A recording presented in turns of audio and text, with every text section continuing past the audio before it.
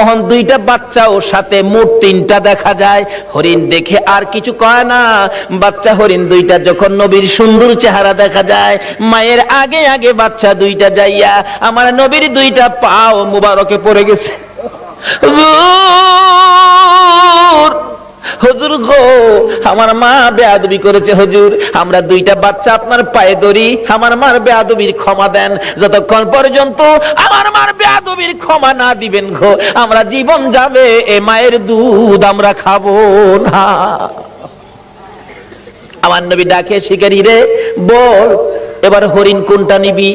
বড় হরিণটা নিবি না বাচ্চা দুইটা নিবি? না, যেই নবী হরিণ ছাড়লে হরিণ আসে সেই নবীরে নিবি। শিকারী একবার নবীর দিকে চায়, আবার হরিণের দিকে চায়, আবার বাচ্চাদের কাণ্ড কারখানা দেখে শিকারী একটা চিৎকার মাইরা ডাক মারছে, হুজুর আর আমার হরিণের দরকার নাই।